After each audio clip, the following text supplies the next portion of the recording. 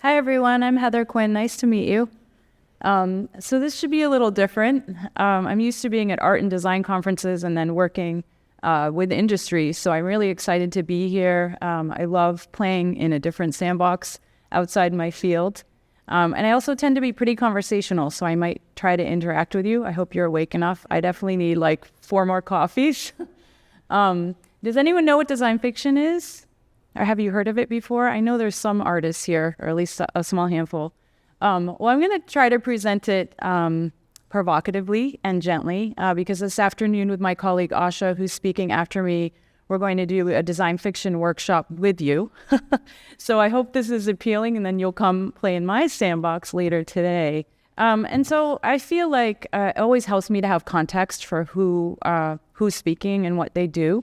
I've had a pretty long and diverse career. So I worked in industry for about 20 years, starting in the late 90s, working in big tech. So probably working with a lot of you engineers, big web apps, big websites, Generation 1, every bank, worked on Target, worked on Chase.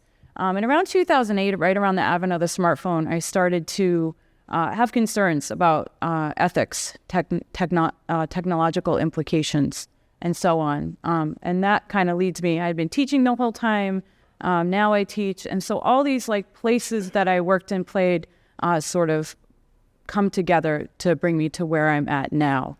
And I think what's important is I am not a biomimicry scholar. I don't work a lot in climate change. I work in design fiction, which becomes a method or a lens by which to play with people who bring that content forward. So today, with design fiction, I work with all of you and your expertise to use it as a way of sort of rethinking the future. And hopefully that'll make a little more sense as I go. I'm actually taking on a new role as of July 1st. I'm going to be starting a new program in Design Futures at Washington University in St. Louis. So I'll be moving, which is, I don't know if that's closer to you or not, probably not. I'm also still sort of new to the Midwest. I come from Boston. So anyway, and so you can see sort of all these areas that grow and shrink that I play in and how they all meld in different ways. And so if we talk about futures work, I think my husband likes to joke that I'm a technologist in design futures who can't even use a smart TV or a remote. So here we are. But why do we care about the future? Well, there are the obvious reasons. We teach, we educate. If you're thinking about biomimicry or climate, we care about preserving the planet. And for me, of course, like many of you, I'm motivated by my students and also my children. And so they are, I like to step back and be mindful about why we care about the future. And that's obviously my most motivating factor. And in the design fiction projects and design futures projects that I do, they're quite dystopian. I'm going to warn you in advance. And Asha, who will present after me, hers are much more hopeful. So I think that's a good order for us. I don't know if you did that intentionally. And I don't try to provide answers. I try to provide provocations. And so the projects that I make on my own or with my students are poking at some of these things, capitalism, technocratic power, political, legal, and so on. And so, for example, last week I was presenting about how to use design to inform policy making at Yale Law School. Let's talk about being in a different sandbox. If you try to do design fiction with lawyers, well, I don't know what to say about that, but we got somewhere. So Dr. Leslie Ann Noel is also a futurist. She's a professor at NC State, and I really like this statement by her. So why are we waiting for the future? How do we bring the future to the present? Design can create a framework to tell people it's okay to think differently. And I think that's really important. For those that are artists or designers in the audience, we're really not afraid to make mistakes or to fail. I suppose those of you that are scientists much, used to doing experiments, but also to imagine the impossible or imagine what we haven't seen and really try to break away from the systems and ways of thinking that we know to imagine new ways of doing and being, and so on. And so I sort of put that forth to you today, especially when we can get so much in our silos and our little areas, and then we forget we can come out and sort of think of things in a whole new ways. So I want to give you just a little preface on what is design fiction, sort of historically and otherwise. So I think like most, it's kind of an emerging area, even though its roots come from science fiction. But like all of us know in all of our fields, there's lots of words and acronyms and terms. They all kind of mesh together. There's no perfect way to say them. But technically, it's a subcategory of speculative design. So speculative design is using design to speculate something. Design fiction comes from science fiction. So instead of using science, we're using design to tell a narrative. And I'll show you some samples of that in a little bit. Also, you might hear it the same way we might say experience design or user experience design or UI, and there's all these different product design. There's a lot of different ways people might speak to design fiction. So discursive design, critical design, speculative design, adversarial design. They might all do little different things, but just in case you hear them. And I think the important thing about design fiction is what it says below, which is the aim is not to present commercially driven products, but to use design as a form to help identify and debate crucial issues that might happen in the future, which I think we all know with all the sort of wicked problems happening today, we really need to do a better job of.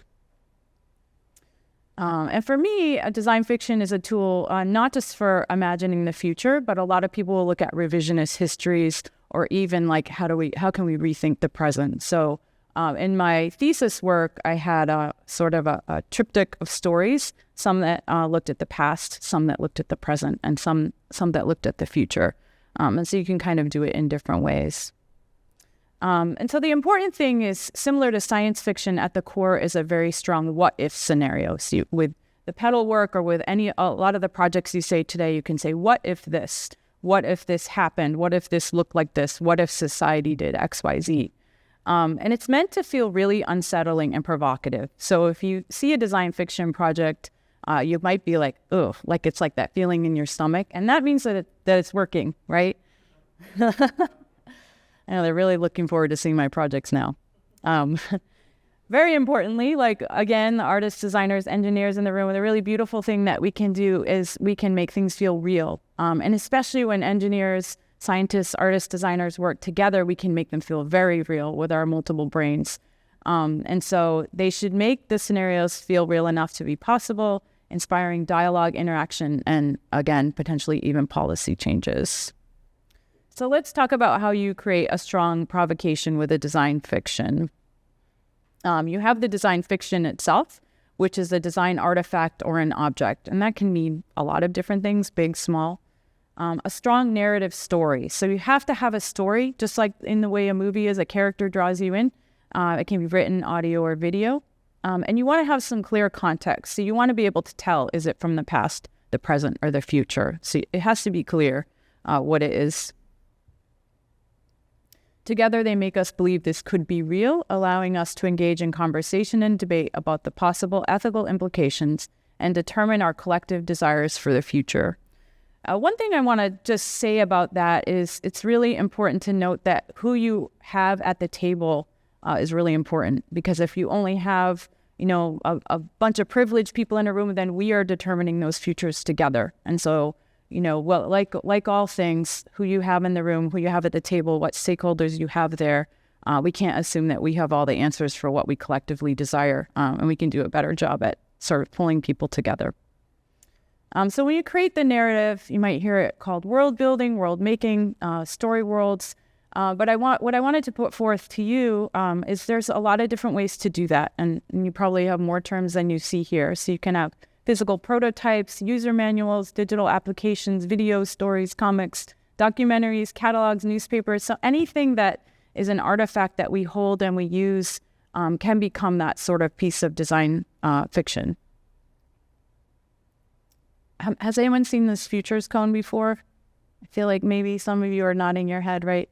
And so the futures cone is a pretty amazing thing. And when you look at it, so say you're like prototyping ideas, you're having your initial brainstorm session and any of us do this, we do brainstorms, right? It's kind of my favorite place to live. You can have the futures cone, you can take your sticky notes or what have you, and plot them on there. Like, is this a preposterous, crazy idea? Meaning, is this like not possible at all, or is it like a really bad idea? And so you can plot them on the cone.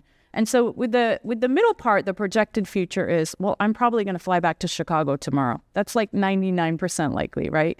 But as you go further, like, where am I going to be on Saturday, Sunday, 5 years, 10 years? You might kind of have an idea, but, things become more fuzzy. And so the code is just sort of going like that in time. Okay, are we ready for the case studies? What time is it? All right, so I kind of put together a bunch of case studies that show both my own work and also some student work. And like I said, a lot of them touch on sort of big tech power. They're using graphics. So as I teach graphic design and user experience design, so we're using those tools that the students have to go forth into the world with. So they're learning how to build the things they have to do to get a job. But in these projects, they're also learning how to think about societal implications of the worlds in which we live. I can't remember which one I put first. Oh, okay. Actually, first. So Wired put forth an article fairly recently about how big tech was using design fiction and sort of spewing it out. And they were questioning if that was a good thing or a bad thing. Because I think the difference is you can use speculative design and design fiction to look at ethical implications, but you can also use it for foresight to make more capital and to make more profit. And I wouldn't say either is bad. Of course, that's what we do. Like, we're in business. We want to make sure that we're doing the right things so that our company stays afloat and we can pay our employees. But I think there's sort of this fuzzy side, like, where we get into, you talk about surveillance capitalism, reading Heather's data on Instagram so I can serve her more ads, right? And so that sort of becomes like a weird section of design fiction or speculative design. So I don't have that article with me, but I encourage you to read it if you just Wired magazine, big tech design fiction. And I did want to kind of note that a lot of times I'll show this work and people will say, but does anybody do that? Yes, they do. Google has a Futures Lab, a speculative design lab, as do of course, Facebook now with Meta and many other companies. So you can look at a little bit of this and see what they're doing and so on. Okay, so when they were showing Petal, they were talking about a speculative font, and I got really excited about that because this is actually one of my favorites. It's called XYZ. It was done by a student where I went to school. And so you remember the reCAPTCHAs when they came out, are you a human or are you a robot? And as machine learning gets smarter and it can read what we're texting and typing, XYZ is a speculative typeface that sort of like camouflages what you type. It doesn't work in actuality, but it's sort of a speculative idea to make you think, could you camouflage it with dots, with noise, with camouflage? And that's a free download, so you can look that up. There's another similar one called Project Scene. And so as you type, it redacts any word that would put you on the, I'm going to say it wrong, the watch list, NSA's watch list. Is that the right acronym? Anyway. And so, of course, it can still read it. But the idea is as you type, you start to see how many words actually might put you on a watch list. So again, a speculative, so Project Scene, you can also download that. It used to be you could load it into your web browser. So as you were searching, you'd be like, oh, there I go again. There I go again. I'm on a watch list. So I really love speculative typography. Of course, everyone know what these images are from? Well, I guess it says from Black Mirror, right? And so as someone who loves dystopian narratives about tech, when this first came out, actually I haven't watched all of them because they can be a little bit exhausting because to me they feel incredibly plausible. So if you haven't seen Black Mirror, watch it in small doses. But the one on the left is called a memory enneagram. So it's the idea that we could create a UI to selectively erase our memory. And I remember when I saw that, I thought wow, that's like crazy. Could you do that? What would that mean in the fields of psychology or, and then when you hear about the memory implantation chips that they're making, so you might say this is not plausible, but actually it's kind of already happening. And so I'll find with whatever piece of design fiction, whether it's a invisibility cloak or teleportation, it's already been done on some small level. And so it is actually plausible. And I'll talk about putting time and context in a little bit. And of course, the one on the right, one of my favorite episodes called Nosedive, which talks about our culture, how we rate each other, except it's in the metaverse, so you're walking, everything is augmented as you walk. And so Nosedive, I think, is just a really on point, pretty powerful episode of design fiction, right?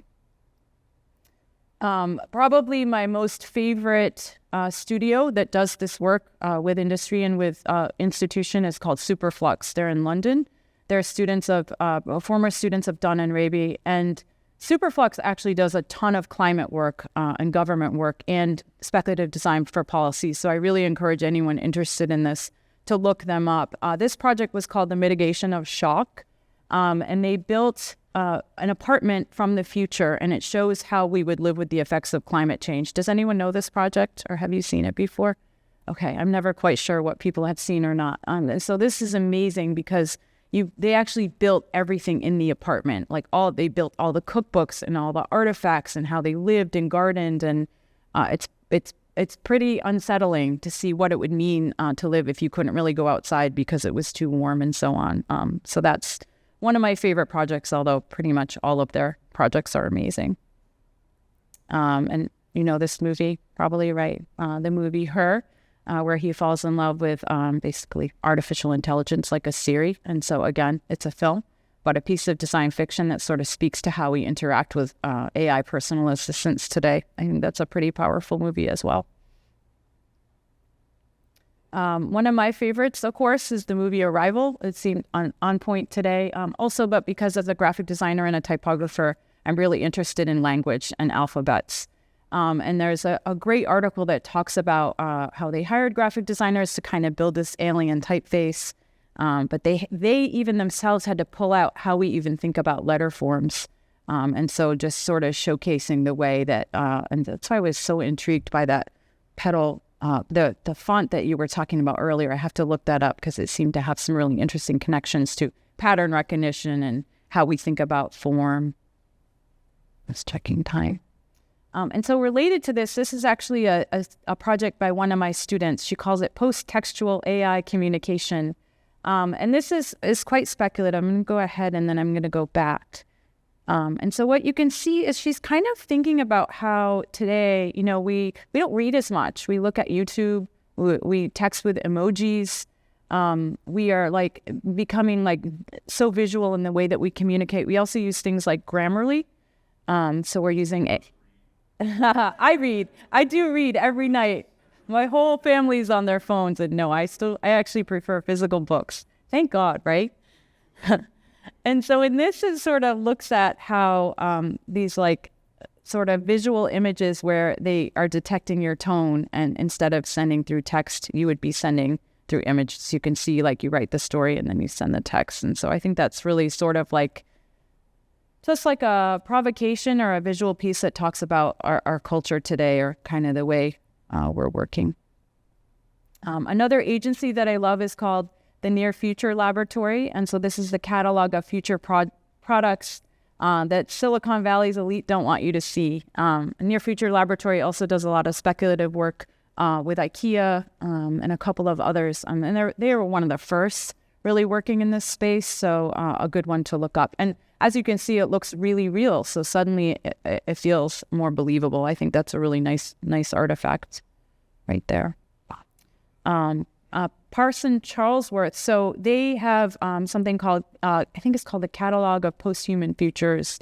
And so this sort of speaks to automation, Amazon risk trackers and things like that. So this talks about this world where we would have to take medication to perform, which actually we kind of already do. So again, it's not that much of a provocation or of a reality. So how do we take medication so we can show up at work and we can get our jobs done and so on? And so they have pretty amazing design fiction pieces as well.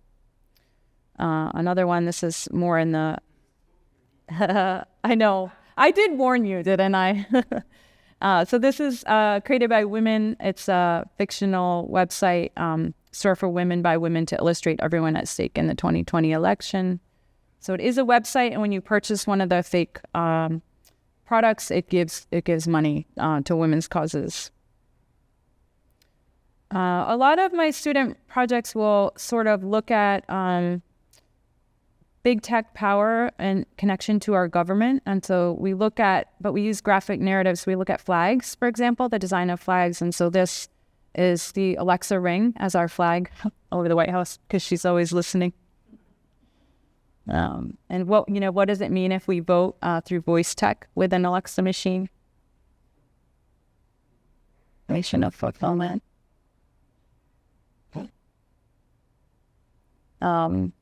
And just a couple more. So Weird City is, for those of you, a lot of my work touches on the metaverse. So thinking about what that looks like in the future. And there's an episode by Weird City called A Family. And so it's a really beautiful piece because it shows what it would look like if the world around us was augmented as we walked through. And they just did such a good job of kind of making that look like what it would be.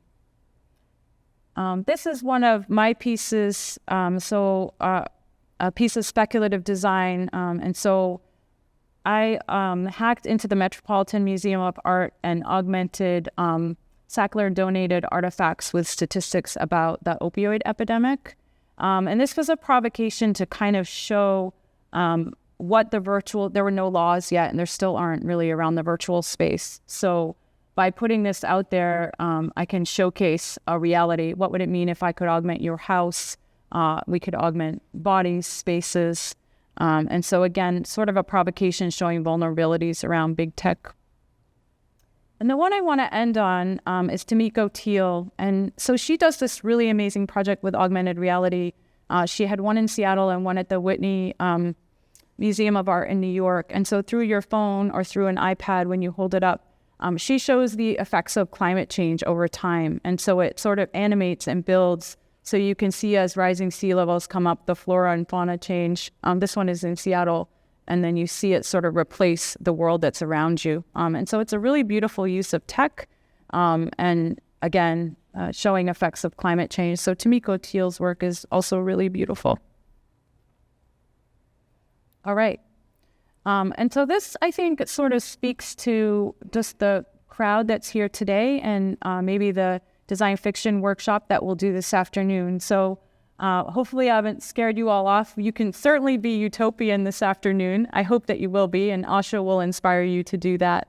But sort of speaking about how together we can invent and we can, think more about creating the world anew and make anything possible. A lot of people will say how, when we're creating, that things feel really impossible. And I like to speak about augmented reality because it's a space that I work in. And really augmented reality, which is, was thought up or invented not even quite 100 years ago. And so if you think of the span of the Earth or even our own lifetimes, it's not a really long time.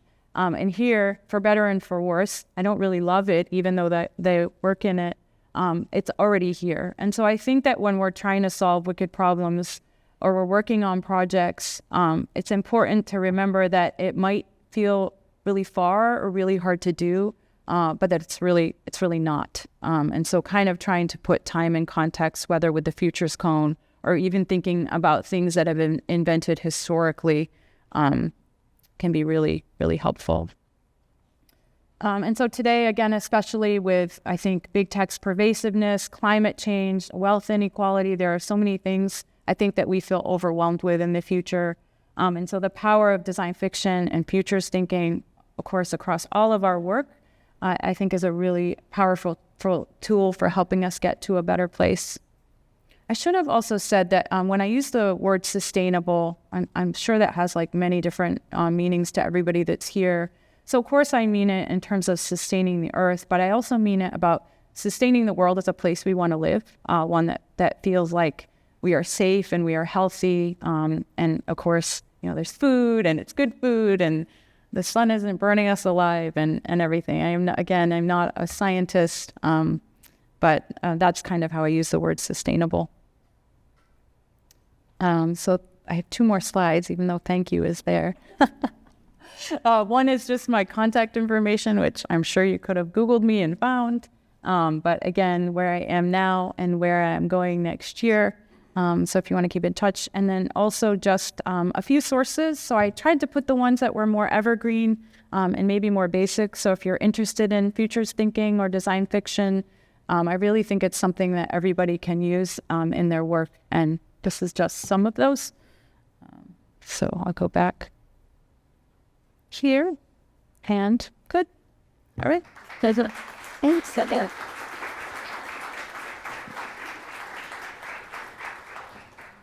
we have any questions from the audience? Thank you for that. That was so good. And I'm so heartened by the fact that sci-fi and this ideation idea is taking hold. I was definitely inspired into science because of Star Trek and other sci-fi things. And I would like to know, do you ever face this criticism? Oh, it's just all, pretend, and it's all fake and it's just imagination. And what do you say to those people? Because I want to say, well, that's how everything starts. What do you want? Yeah. I should have looked up, because this is a room full of a lot of scientists, right? And there is actually a pretty good research paper that talks statistically about how when we see things like Star Trek, FaceTime came to be, right? And so it's actually proven that when we see it, it makes it real and makes it possible, right? And so I wish I could tell you 80% of users say, but someone can Google that paper and tell me where, what the statistic is. Yeah. All of us as a crowd, we should probably decide to, anytime anybody poo-poos sci-fi, we say no. Yeah, exactly. Yeah. Oh, do you have a question? Yes. Cool.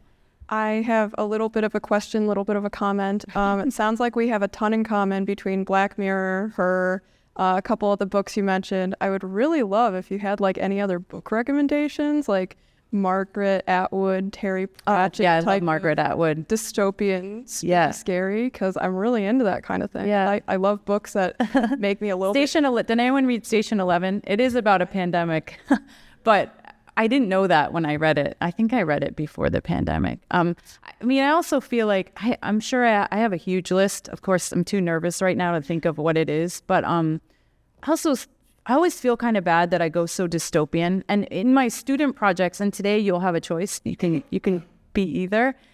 The students even like it because maybe it's just a more powerful provocation, or maybe it's like our mental therapy of being like, oh my God, look at all the terrible.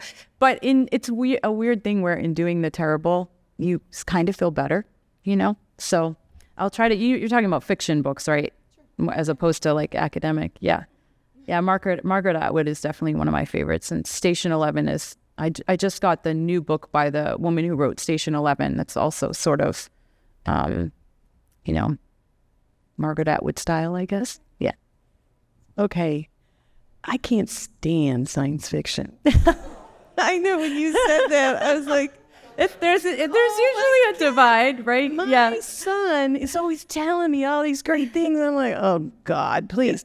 But what you've done with design fiction, it's like, okay, I could take a step into that. I can't. Because part of me is like, I don't have time to think about what's going to happen 300 years from now.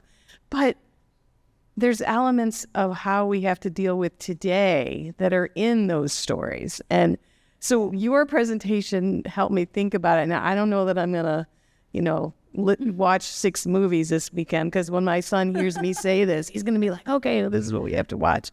So I appreciate you opening that little door for me to trying something. Try something new. Well, so the irony is that there's a lot of science fiction I love and a lot of classics I don't even know what they are. So I sort of fell into it, I loved the X-Files, I'm a 90s girl. So, but for design, I think also the power of design fiction for me is I'm like a recovering perfectionist. And so before I had that mindset, I would just overthink what I had to do. And design fiction gave me the freedom to not worry if it was right or wrong. So, whether it's a provocation or you're just prototyping, it's sort of like a freedom. For me, it's a freedom, I guess, of dropping rules. Okay. Yeah. Statement. Art is how culture reinvents itself. And so taking little steps into design fiction can help make the future a little more comfortable, which is probably your whole point. And I just, so, okay. Okay. Any other questions? People are really excited to come to the workshop now. This is awesome, and I really love all of the work that you showed. I was curious if you're finding any common provocation pop up whenever you're interacting with other futurists or other companies. Are you starting to see that there's a recurring theme in your work or in things that they're interested in looking at? I mean, it's interesting. I feel like there's so many ways to answer that question. I guess the biggest thing I've noticed, and I got to speak with that woman today about ethics, there's not enough ethical teaching in design and tech, period. There's hardly any. And so that's probably why the students like to make dystopian things. And because I was in industry and now I'm in academia and then I go back to industry, what I find is my father had his own business. I'm all for capitalism. But what I find is that it's profit at all costs without any consideration. And so the mindset between working with students who are thinking about the future to being in industry where it's just almost no thought until it becomes a marketing label when they're, I don't know if that really answers it. So in the provocations,